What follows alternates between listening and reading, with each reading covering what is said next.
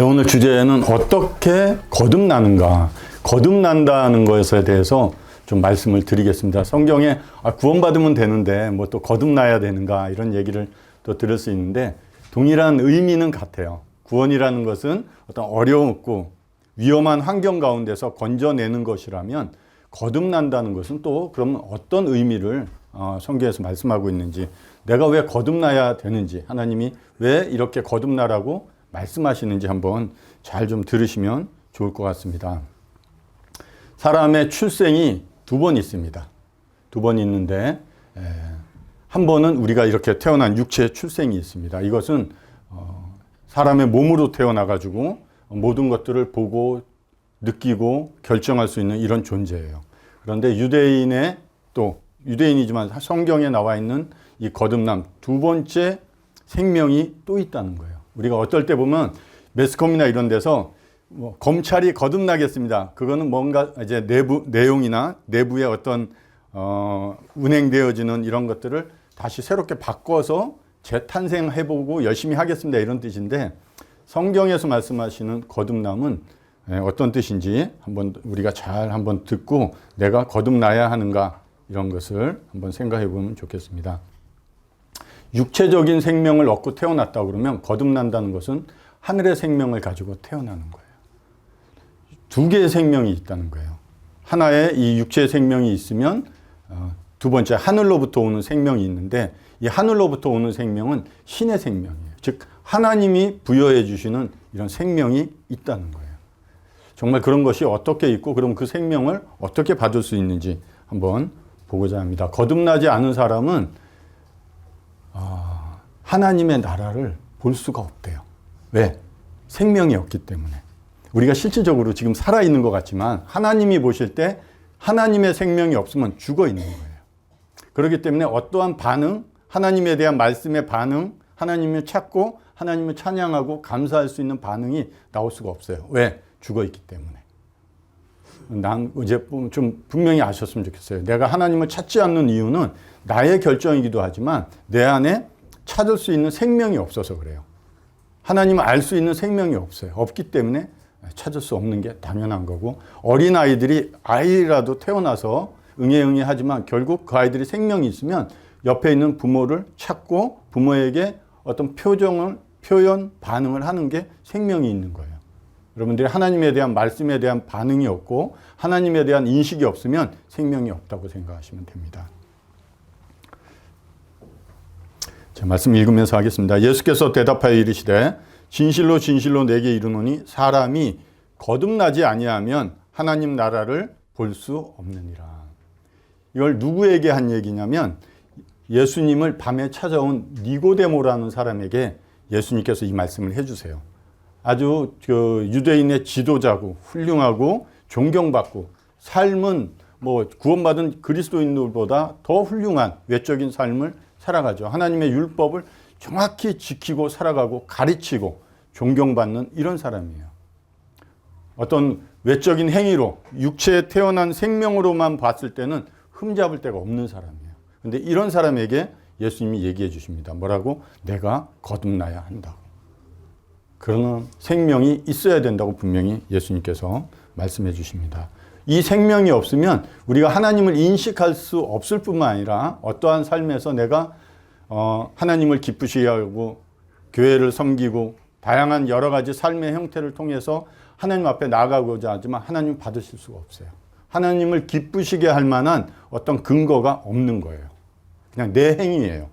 내 만족이고 내 의라고 하나님은 분명히 정확하게 구분해서 말씀하고 계십니다. 이사야 64장 6절에도 우리가 드리는 의 참 좋아 보이는데 하나님은 표현이 딱 그럽니다. 그거 더러운 누더기와 같다고.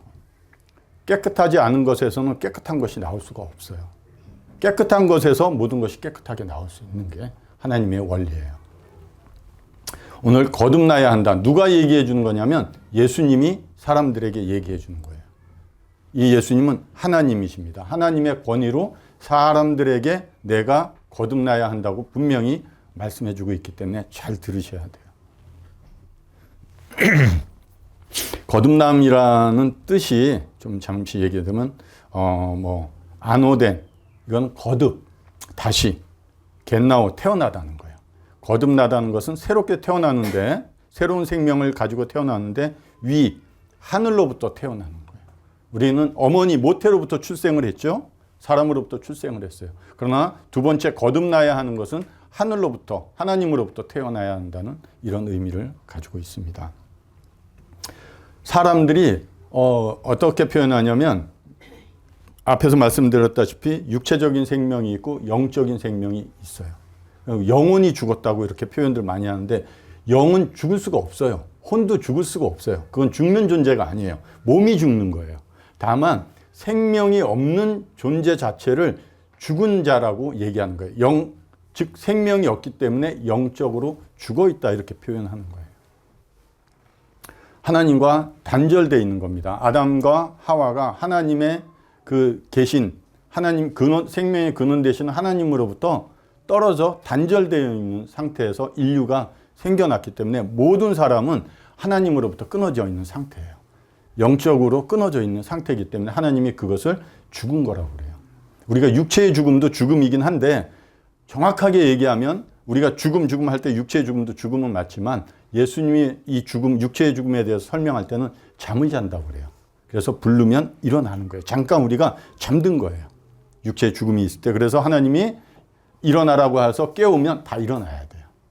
그리고 영원한 부활로 들어가는 거예요. 다만 악인의 부활로 들어갈 것인지 생명의 부활로 들어갈 것인지, 그 두 가지가 갈리게 된다고 말씀하고 있습니다.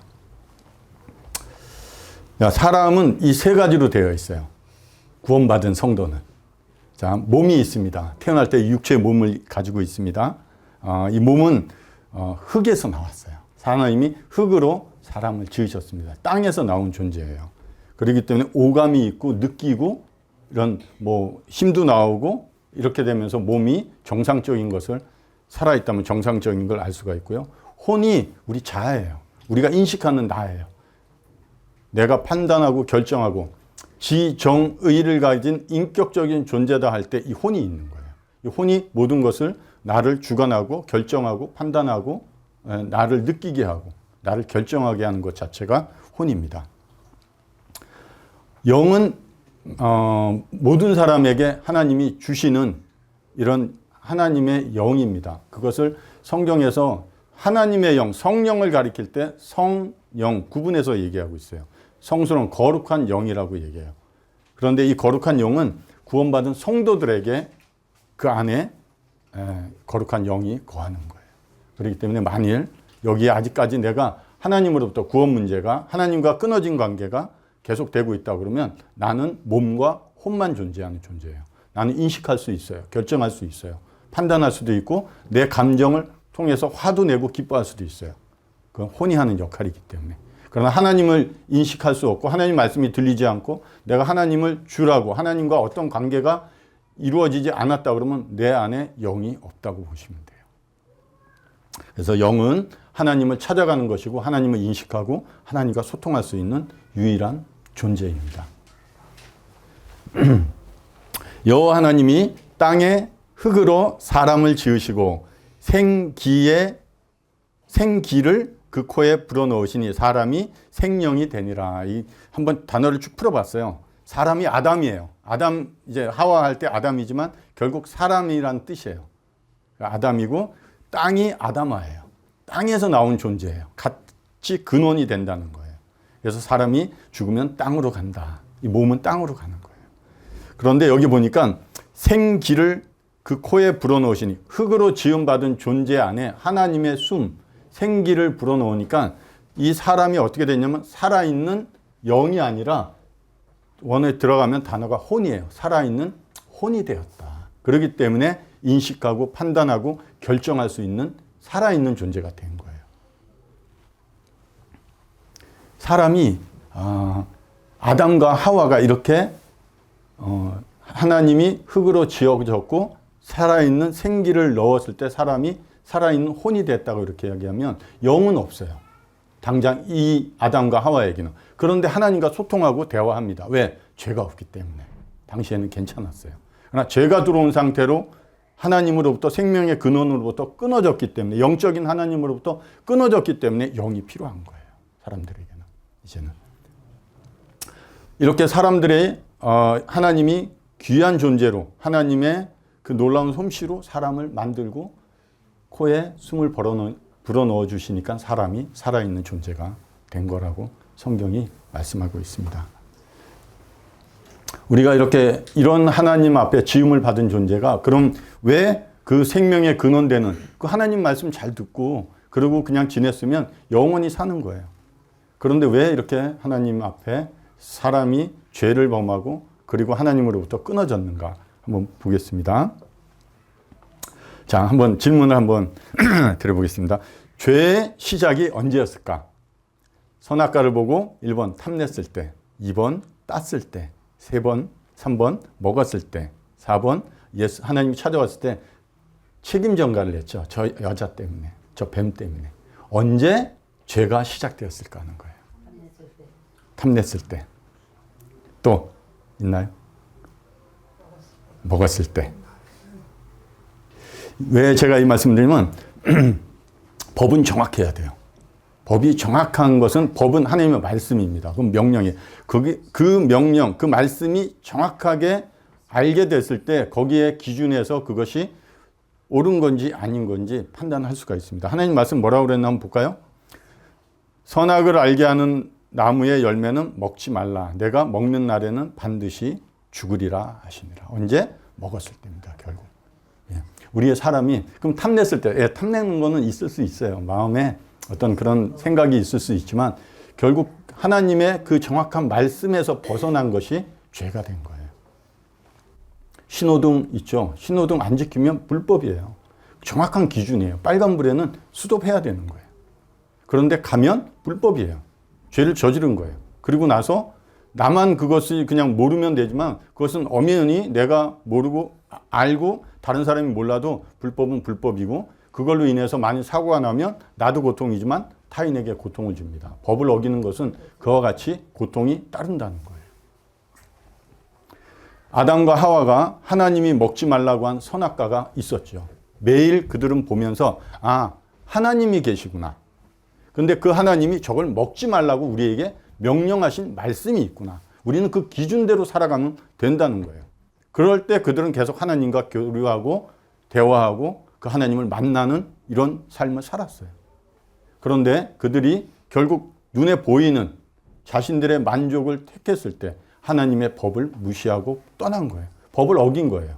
그게 불법이에요. 불법이 죄입니다, 결국.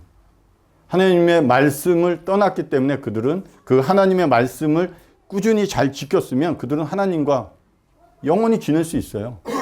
그 선악과를 보면서 먹을까 말까 탐냈을 수도 있지만 먹지 않았기 때문에 지낼 수 있었어요. 그러나 결국 그들은 따먹었다는 것은 하나님을 무시했다. 이런 것도 있지만 법을 어긴 겁니다. 법에서 떠나간 거예요. 기차가 레일 위를 달리면 정확하게 우리나라 깔려있는 레일 위를 다 달릴 수 있어요. 안전하게. 그러나 레일 위를 벗어나는 순간 그 기차에게는 엄청난 일이 일어난다는 겁니다. 하나님의 말씀을 잘 소유하고 있으면 내가 그 하나님의 생명 안에 있다. 이렇게 생각하시면 돼요. 이렇게 떠난 자를 하나님 부르세요. 어디로? 생명의 법 아래로 다시 부르시는 거예요. 그 말씀 아래로 자꾸 부르시고 제가 앞에서도 말씀드렸다시피 말씀을 왜 읽어야 되냐? 그 말씀 앞으로 들어오셔야 돼요. 그게 다시 회복되는 유일한 방법이에요. 다른 방법 없습니다. 그렇기 때문에 계속해서 하나님 말씀하시고요. 사무엘하 14장 14절에 우리는 필경 죽으리니 땅에 쏟아진 물을 다시 담지 못함 같을 것이오나 하나님은 생명을 빼앗지 아니하시고 방책을 베푸사 내쫓긴 자가 하나님께 버린 자가 되지 아니하게 하시나이다. 육체의 죽음이 왔습니다. 하나님이 먹으면 정령 죽으리라 했는데 먹었어요. 근데 그 죽음에는 육체의 죽음뿐만 아니라 이 영혼의 죽음은 없습니다. 분명히 영혼은 죽는 게 아니에요. 육체의 죽음이 왔고 다시 하나님이 부활의 몸을 모든 사람을 일으켜 세웠을 때 부활의 몸을 입고 어디에 있냐? 생명이 없는 곳에 죽음이 있는 거예요. 그 생명이 없는 곳에 영원히 살 수밖에 없는 이런 존재가 된 거예요. 근데 하나님은 그 사람 죽어 있는 거에서는 어떤 생명이 나올 수가 없어요. 한번 정육점에 가서 그 싱싱한 삼겹살 자주 얘기 드리는데 거기에는 뭘 어떻게 주문을 걸고 뭔 어떤 좋은 조치를 취해도 거기서는 생명이 나올 수가 없습니다. 아무리 싱싱하고 구워놓으면 맛있기는 하지만 거기는 어떤 생명을 이룰 만한 어떤 근거가 없어요. 표현이 그렇지만 여러분 그렇다는 거예요. 내가 아직 하나님으로부터 구원받은 상태가 아니라면 영적으로 죽어있는 상태라면 영이 없으니까 죽어있는 상태라면 여러분 안에 스스로 생명을 이룰 만한 어떤 조건, 근거 그리고 행위가 없다는 거예요. 나올 수 있는 게. 그걸 인식하라는 거예요. 나 자신은 도무지 스스로 하나님 앞에 나아갈 수 만한 어떤 조건이 없는 존재구나 하고 포기하시라는 거예요. 그러나 하나님은 이런 존재에게 그러면 너희는 스스로 할 수도 없고 아무것도 할 수 없는 존재이기 때문에 지옥을 보낼 수밖에 없는 게 하나님의 공인데 하나님은 그렇게 안 하셨다는 거예요. 하나님은 방법을 베풀어 주셨다는 거예요. 창세전부터 하나님이 자기 아드님을 통해서 하나님이 준비하신 유일한 방법을 사람들에게 이 성경을 통해서 알려주셨어요. 그냥 말씀만 알려준 게 아니라 실행을 하셨어요. 그래서 그 예수 그리스도를 믿는 믿음을 통해서 하나님의 은혜로 구원받을 수 있다고 성경은 말씀하고 있습니다. 예수께서 대답하시되 진실로 진실로 내게 이르노니 사람이 물과 성령으로 나지 아니하면 하나님의 나라에 들어갈 수 없느니라. 육으로 난 것은 육이요 영으로 난 것은 영이다. 여기 물이라는 것은 성경에 전체적으로 볼 때 말씀을 의미하더라고요. 씻는 거니까. 그럼 물로 씻게 되는데 물, 즉 말씀과 영으로 나지 않으냐면 성령이라고 되어 있는데 성은 거룩한 영이에요. 그냥 영은 헬라어로 그냥 푸뉴마 이런 단어를 썼는데 제가 왜 적어놨냐면 밑에 보니까 육과 영은 분명히 구분되어 있습니다. 육 안에서는 영이 나올 수가 없어요. 생명이 나올 수가 없어요. 육과 영은 다르다는 거예요. 육으로는 육밖에 나올 수 없는 거예요. 영적인 생명이 올 때 그 영에서 생명이 나올 수 있다는 것입니다. 사람이 물과 영으로, 말씀과 영으로 나지 않냐면 하나님이 말씀하시는데 거듭날 수 없다. 죽은 자가 살아날 수 없다. 이렇게 정확하게 말씀해 주고 있습니다. 살리는 것은 영이니 육은 무익하니라. 내가 너희에게 이른 말은 영이요 생명이다. 살려주는 것은 영이라는 거예요. 지금 뭐냐? 우리 육체 안에서는 살려줄 만한 근거가 없습니다. 그냥 육은 하나님이 보실 때 무익합니다. 육 안에서 앞에서 말씀드렸다시피 영적으로 다시 거듭나지 않은 사람은 하나님을 기쁘시게 할 만한 어떤 조건이 없어요. 이사야 64장 6절 앞에서 말씀드렸다시피 너희가 착하고 내 앞에 의로운 행위를 가지고 나오지만 하나님이 보실 때 그건 더러운 누더기, 걸레와 같다는 거예요. 하나님 안 받으시겠다는 거예요. 받을 만한 조건이 안 된다는 거예요. 왜? 더럽기 때문에. 그렇기 때문에 내가 이른 지금 이런 성경의 말씀을 통해서 여러분에게 직접 해주는 이 말씀이 영이고 생명이라는 거예요. 이 말씀이 소유가 돼야 됩니다. 우리 모임에서 특별히 계속 교회에서 말씀을 읽으세요. 말씀이 중요합니다. 어떤 말씀하는 이유가 그냥 뭐 성경에 뭐 계속 뭐 집중하라 이런 의미가 아니라 이 말이 생명이에요. 이 말에서 하나님 말에서 능력이 나오는 것이고 우리를 구원하는 능력이 나오는 것이고 이 말이 예수님이 정확히 얘기해 줍니다. 이것이 영이고 생명이라고. 그러면 내가 영적으로 다시 태어나려면 영이 들어오려면 이 말씀을 읽어야 된다는 거예요. 이 말씀이 내 안에 들어와야 된다는 거예요. 그래야지 살아나는 생명이 내 안에 존재한다는 겁니다. 우리가 어쩔 때 구원 받으셨어요? 이러면 네 받았습니다. 이러면 어떻게 해요? 하고 물어볼 때가 있어요. 그러면은 뭐 어떤 분은 당혹스러워서 막 성경부터 엽니다. 어떤 말씀으로 구원받았습니다. 제 안에 어떤 확신이 들어왔습니다. 하고 구원의 증거들을 찾으려고 그래요. 그래서 제시해 주려고 그래요. 근데 하나 잘 좀 더 곰곰이 생각해 주시면 내 안에 다른 거 찾지 말고 말씀하신 예수 그리스도를 찾으셔야 돼요. 말씀의 중요성 제가 드리는 건 중요하다고 말씀드려요. 그러나 정작 중요한 게 뭐냐면 그 말씀을 하신 예수 그리스도가 중요한 거예요. 예수님이 나에게 이와 같은 말씀을 통해서 내가 예수님과 어떠한 관계가 되었냐는 거예요. 예수 그리스도가 하나님이시고 그분이 생명이기 때문에 그 생명 되시는 근원 되신 하나님이 내 안에 들어오는 거예요. 어떻게? 말씀을 통해서. 그래서 당황하지 마시고 이런 교제 같은 거 하고 그럴 때 내 안에 정말 나에게 말씀하신 그 예수님, 그날 이렇게 나에게 말씀해 주신 그 예수님에 대해서 자랑하시고 그 예수님이 나의 구원의 증거가 되는 거죠. 참으로 이 장막에 있는 우리가 짐진 것 같이 탄식하는 것은 벗고자 함이 아니요 오히려 덧입고자 함이니 죽을 것이 생명에 삼킨 바 되게 하려 합니다. 차가움이 존재하는가? 저번에도 한번 말씀드렸는데 차가움은 존재하는 게 아니에요. 열역학 법칙에 보니까 차가움이 따로 존재하는 것이 아니라 열이 없는 상태가 차가운 거더라고요. 그러면 열이 어느 정도 계속 빠져나갈수록 점점 영하 몇 도 떨어지더라고요. 저는 영하 0도 그러면 그냥 열이 없다고 생각했는데 그게 아니더라고요. 영하 10도에도 열이 있고 영하 100도가 내려가도 열이 있다는 거예요. 더 열이 빠지면 더 추워지는 거예요. 아, 이렇구나 이렇게 생각을 해서 차가움이 존재하는 게 아니라 열이 없는 상태를 차가워지는 거구나 이렇게 생각하고, 그러면 우리가 어둠이 존재하는가? 빛과 어둠이 있다고 그러는데 빛은 존재해요. 여기 보시다시피. 근데 어둠은 존재하는가? 그렇지 않더라는 거예요. 빛이 없는 상태가 어둠이더라는 거예요.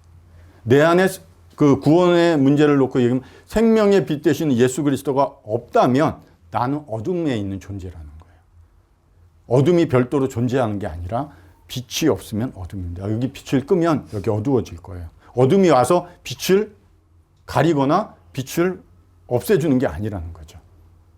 그냥 작은 빛도 빛이 들어오면 어둠이라는 존재는 없는 거기 때문에 그냥 없는 거예요. 그냥 빛만 보이는 거죠. 그렇게 따지면 방금 읽은 말씀처럼 죽을 것이 생명에 삼킨 바 되는 거예요. 죽음이 생명을 삼키는 게 아니에요. 내가 살아있는데 죽음이 와서 내가 죽는 게 아니라는 거죠. 내 안에 하나님께서 불어넣어 주신 생기, 살아있는 혼이 떠나면 내가 죽음이에요. 그래서 죽음이 별도로 있는 게 아니라 생명이 없는 상태가 죽음입니다. 육체의 죽음도 그런 거예요. 혼이 떠나가면 내가 죽은 거예요. 내 기능이 모두 마비되고 다시 땅으로 돌아갈 겁니다.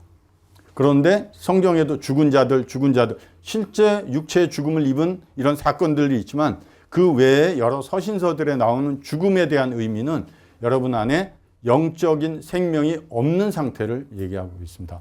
허물과 죄로 죽은 너희를 그리스도와 함께 살리셨다는 거예요. 저 죽은 적 없어요. 그런데 죽어 있었다는 거예요. 왜? 생명이 없기 때문에. 영적인 생명, 그 근원인 예수님이 내 안에 없었기 때문에 내가 죽어 있었던 상태예요. 여기도 마찬가지입니다. 죽어 있는 상태예요. 혼이 있기 때문에 인식하고 결정하고 판단은 할 수 있지만 하나님에 대한 찬양과 경배와 하나님을 기쁘시게 해드릴 만한 어떤 조건은 없습니다. 다시 볼까요? 바람이 임의로 불매 내가 그 소리는 들어도 어디서 와서 어디로 가는지 알지 못하나니 성령으로 난 사람도 그러하다. 바람이란 단어와 영이란 단어가 똑같아요. 바람이 보이나요? 안 보이죠. 제 안에 하나님이 구원받은 성도로서 제 안에 하나님의 영이 계신 게 영이 보이나요? 영이 안 보이죠. 바람도 존재 자체는 보이지 않지만 바람을 느낄 수 있죠. 차갑고 따스하든 느끼고, 어떤 나무가 많은 곳에 가면 바람은 실제적으로 안 보이지만 부는 거는 방향을 알 수가 있죠. 나무 흔들리는 걸 따라서. 그런 거예요.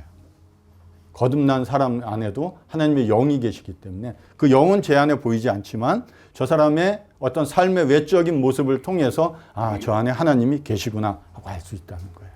여러분 삶에 하나님을 기쁘시게 하는 이런 열매들이 나타날 거예요. 누가? 성령이 그 일을 하실 겁니다. 사람은 스스로 할 수가 없어요.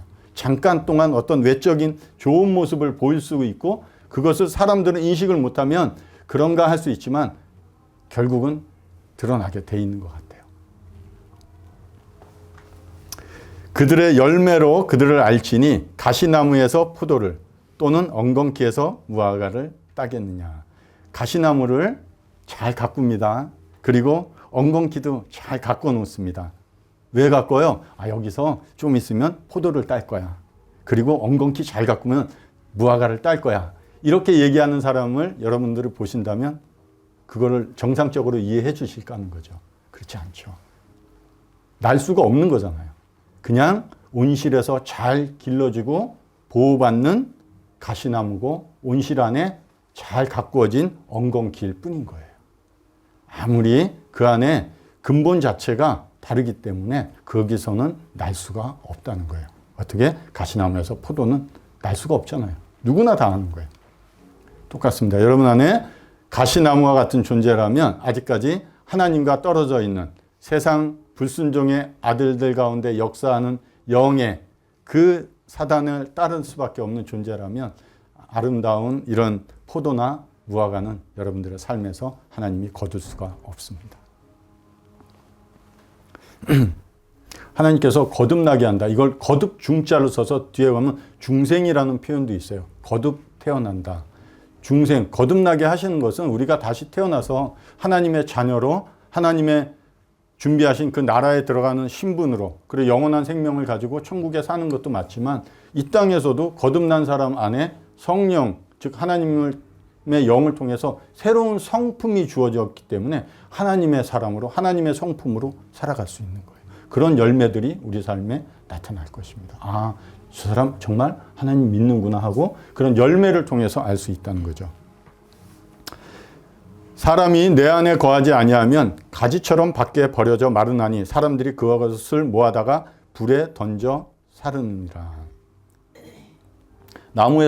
본 나무에서 떨어진 가지는 좀 있으면 그냥 말라요. 마르면 그냥 버려지든 아니면 어떤 사람이 필요하면 모아다가 땔감으로 불 속에 넣어서 땔감 정도는 쓸 수 있다는 거예요. 왜? 생명이 없으니까 마릅니다. 수분을 받지를 못하니까 나무에서 떨어져 있는 거예요. 생명이 분명히 있는 가지는 나무에 잘 붙어 있는 가지예요. 그 나무 가지의 중요한 것은 열매를 맺히는 역할을 하고 있어요. 그 가지가 나무에서 떨어져 있으면 그 가지에는 열매가 맺히지 않습니다. 지금 나무 밖에도 있지만 어떤 나무인지 알 수 있는 거는 나무를 보고 아는 사람들도 전문가가 있지만 결국 그 가지에 어떤 열매가 맺히느냐에 따라서 아, 저거 감나무구나.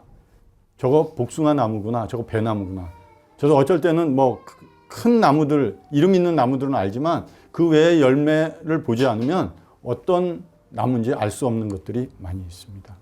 여러분들의 삶에 나타나는 여러분들이 나무에 잘 붙어 있는 가지라면 그러면 생명이 전달되고 있고 그 나무가 맺고자 하는 열매가 여러분 삶에 맺힌다는 거예요. 가지는 열매를 맺을 수 없어요. 나무가 맺는 거예요.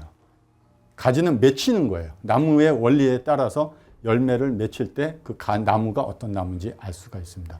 불순종의 아들들 가운데 있는 나무가지인지 하나님의 성령하심을 따라서 살아가고 있는 나무가지인지 잘 알 수가 있습니다. 이런 생명에서 떨어져 있는 나무는 분명 말씀처럼 밖에 버려집니다. 그리고 마를 것이고 불에 던져 살라지는 없어지는 그런 상태가 된다고 합니다. 사망과 음부도 불못에 던져지니 이것은 둘째 사망 곧 불못이다. 영혼은 죽는 게 아니라고 그랬습니다. 육체가 다시 부활을 할 거예요. 그러나 부활했을 때 내가 떠나 있던 영과 그 부활한 육체가 만날 거예요. 그래서 새로운 몸으로 있고 천국에 갈지 지옥에 갈지 정해질 겁니다. 어떻게? 그 안에 생명, 영이 없으면 그냥 몸과 혼만 있는 존재가 지옥으로 갈 거예요. 거기가 둘째 사망. 거기서 느끼고 괴로워하고 후회하고 원망하고 이런 혼이 들어와 있기 때문에 영원히 살 거라는 거예요. 내가 영적인 것을 내 안에 소유하지 못하면 이 혼이 영을 소유하지 못하고 있으면 그냥 몸과 혼이에요. 부활한 몸이기 때문에 죽지 않습니다. 느낄 거예요. 오감을 다 느낄 거예요. 그리고 혼이 있기 때문에 내 과거 살아온 것도 생각할 거예요. 내가 왜 그때 믿지 않았을까? 내가 왜 그때 소홀히 했을까? 왜 하나님이 보낸 사람들의 말을 가볍게 여겼을까? 이를 갈며 후회할 거래요. 누구한테 이를 갈아요? 저한테요? 아닙니다. 본인들한테 이를 가는 거예요. 내가 왜 그때 그랬을까 하고 본인이 본인한테 이를 갈 정도로 낙심하면서 뜨거운 것도 힘든데 그런 그 생각, 마음 이런 것들로 인해서 더 고통받으면서 언제까지? 영원토록. 그게 무서운 거예요. 영원한 시간을 보낸다는 게. 한 1억 년 있다가 다시 기회를 주면 희망이 있죠. 없다는 거예요. 그게 걱정이에요. 그래서 계속해서 성경의 말씀이 그와 같이 정확하게 하나님 말씀해 주고 있기 때문에 여러분들에게 말씀해 주고 있는 겁니다. 흙은 여전히 땅으로 돌아가고 영은 그것을 주신 하나님께로 돌아가기 전에 기억하라는 거예요. 기억하라는 것은 하나님 말씀 앞에 나오라는 거예요. 즉 우리가 들어서 알고 그냥 넘어갔던 말들 다시 한번 생각해보고 내가 하나님 앞에 나아가라는 거예요. 그 말씀을 가까이 할 때 내가 하나님 앞에 도움을 구하고 기도해야 된다는 거예요. 흙은 땅으로 돌아갑니다. 같은 근원이라고 그랬죠. 끌로 돌아갑니다. 그러나 영은 그 주신 하나님께로 돌아갈 거예요. 여기는 영이지만 안에 또 들어가면 혼, 영혼이, 영은 이제 천국으로 가겠지만 혼만 있는 존재, 영을 소유하지 못했으면 하나님께로 가서 지옥으로 영원히 갈 거라는 거예요. 그러기 전에 기억하십시오. 잊어버린 것 같고 들었던 것 같은 이런 말씀 기억하시라는 거예요. 하나님이 하시라는 거 왜 하냐면 할 수 있다는 거예요. 그렇게 하라면, 그렇게 해보면 살아날 수 있는 방법이 있다는 거예요. 한번 너희가 거듭난 것은 썩어질 씨로 된 것이 아니요 썩지 아니할 씨로 된 것이니 살아있고 항상 있는 하나님의 말씀으로 됐다. 거듭나는 방법 정확하게 알려줍니다. 썩지 아니할 씨래요. 썩는 씨는 세상에 있는 것들은 이렇게 썩겠지만 하나님의 말씀은 썩지 않는 씨라는 거예요. 그 씨가 내 안에 들어올 때 내 안에 새로운 생명을 이루는 겁니다. 지금 춥지만 이제 봄 되면 이제 땅을 갈고 그래서 농부들이 씨를 뿌립니다. 조그만 씨예요. 씨를 봐서는 뭔지는 모르겠지만 그분들은 뭐 알고 사겠지만 씨를 심고 시간이 지나면 이 씨가 어떤 뭐 풀이든지 꽃이든지 나무가 되든지 결과적으로 나타날 거예요. 살아있다면. 만일 죽은 씨앗이라면 그것은 생명이 없기 때문에 어떠한 결과도 나타날 수가 없습니다. 여러분 마음 가운데 살아있다고 하시는 이 하나님의 말씀이 내 안에 심겨지면 싹이 나고 뿌리가 내리고 잎이 나고 열매가 열릴 거예요. 사람은 앞에서 말씀드렸다시피 땅에서 나온 흙으로 사람을 지었습니다. 저 앞에 있는 화단 아니면 여러분 집에 있는 어떤 화분, 흙에다가 여러분들이 원하는 걸 심으실 거예요. 그러면 그 흙은 반드시 심은 것을 그대로 보여줍니다. 그게 흙이에요. 우리 안에 무엇을 심는지 그대로 나타날 거예요. 내가 나를 위해서 심는 것은 육을 위해서, 육은 무익하다고 그랬죠. 육을 위해서 심는 것은 육에 대한 어떤 씨앗, 열매, 뿌리들이 내리고 그것들에 대한 결과가 나타날 거예요. 그러나 하나님으로 인한 영적인 것들을 심으면 영적인 것들이 내 삶에 나타날 거예요. 그것이 흙이 나타내는 반응이에요. 옆에다가는 뭐 국화꽃 씨를 심고 똑같은 흙이에요. 그렇죠? 옆에다가는 뭐 민들레 꽃 씨를 심으면 똑같은 흙에서 다른 게 나와요. 모양도 다르고 종류도 다르고. 그거는 사람 마음이에요. 그건 뭐냐면 사람이란 존재 자체 구원의 문제를 놓고 봤을 때는 두 가지로 얘기했지만 이제 앞으로 하나님 안에서 살아갈 때 다양한 것을 내가 받고 나의 존재 안에 받아들일 거예요. 그거를 심으면 심는 대로 구원받은 성도라도 어떻게 하다가 나를 위한 씨를 심으면 결국 나를 위한 열매들이 또 나타나요. 여러분들 삶에 이렇게 거듭나는 이런 방법은 살아있고 항상 있는 하나님의 말씀으로 되어야 된다. 그래서 말씀을 가까이 해야 되고 말씀을 계속 읽으라고 하는 이유가 여기 있어요. 그냥 왜 말씀 그럴까? 다른 방법이 없어요. 제가 아무리 성경을 뭐 얼마 되지 않아도 복음 갖고 연구해봐도 하나님이 해주시는 방법은 유일한 방법은 성경을 가까이 대해서 읽는 방법밖에 없어요. 이 복음은 모든 믿는 자에게 구원을 주시는 하나님의 능력이래요. 정말? 정말이요. 경험해 보시면 알아요. 정말 성경만 읽으면 돼? 성경만 읽으면 돼요. 그러니까 알았어요 하고 성경 읽습니다. 그런데 그런다니까 또 이상하게 들지 못해요. 어떻게 하시냐면 형식적으로 사람들이 성경을 읽어요. 왜 구원 안 받지? 하나님이 성경 한 장이라도 한 줄이라도 읽을 때 그분의 마음이 어떠냐. 정말 너가 내 영, 정말 살고자 하는 마음이 있느냐는 거예요. 너가 죽어있는 상태에서 영원히 지옥 갈 수밖에 없는 이런 죄인인데 너가 살고자 하는 마음으로 이 성경을 가까이 대하는지 아니면 형식적으로 대하는지 하나님 이걸 보시는 거예요. 그 마음을. 그 마음의 상태가 어떠냐. 성경 많이 읽어서 구원받는다는 게 아닌 거죠. 한 절을 읽건 한 장을 읽건 내가 정말 오늘 이 말씀 안에서 저는 살고 싶습니다. 저를 살려주십시오 하는 마음이 가지고 이 말씀을 읽을 때 이 말씀이 들린다는 거예요. 복음서에 보면 12년 동안 혈루증을 앓은 여인이 있어요. 예, 피가 자꾸 몸에서 나오기 때문에 그런 피는 생명이기 때문에 피를 흘리는 것은 저주받은 사람을 인식을 해요. 그래서 그런 분들은 저주받은 자라고 사람들이 가까이 못 오게 해요. 근데 그 여인이 그 몇 해 동안 12년 동안 혈루병을 앓으면서 고침을 받고 사람들로부터 의원들에게 가서 고침을 받으려도 고침을 못 받았어요. 예수님이 오신다는 소문을 딱 들었어요. 아, 저분이면 고칠 수 있대. 왜? 좋은 소문을 들었어요. 예수님이 가는 곳마다 아프고 힘든 자들을 도와줄 뿐만 아니라 살리시기, 죽은 자를 살리기도 하고 38년 된 병자를 말씀만 해서 고치시기도 하고 맹인을 눈뜨게 하고 많은 아픈 자들을 살려주시더라는 거예요. 아, 그래. 나도 저분에게 가면 살림, 고침을 받을 수 있겠구나 하는 믿음이 있었어요. 이 여인에게는. 그런데 가고자 했는데 갈 수가 없는 거예요. 주님이 오시면 모르겠습니다. 5,000명, 10,000명, 20,000명씩 모이는 것 같아요. 지하철을 한 번씩 출근할 때들 많이 타시죠. 요새는 좀 노선이 많아져서 그런데 예전에 1호선, 지금도 어디 복잡한 데 가면 한번 타면 움직일 수가 없어요. 진짜 좀 문에 내리려고 해도 못 내릴 수도 있는 경우가 중간 안에 들어가 있으면. 그런데 만약에 그렇게 꽉 찬 지하철 안에 저쪽 칸에 예수님이 계시다고 그래서 사람들이 많이 그렇게 모여 있으면 내가 가고 싶어도 가기가 힘들어요. 이 여인의 생각은 그 예수님께 좀 가서 내 사정을 좀 아뢰고 좀 얘기하면 그분이 고쳐주실 거라는 믿음이 있어요. 그래서 가고 싶은데 내 의지대로 안 되는 거예요. 주변에 방해되는 사람이 너무 많은 거예요. 어떻게 해요? 안 되겠다. 저 옷깃만이라도, 저 흘러내리는 옷깃만이라도 만지면 저 예수님의 은혜가 나에게 임해서 내가 고침을 받을 수 있다는 믿음이 있습니다. 고쳐주실까가 아니에요. 믿음이 있었던 거예요.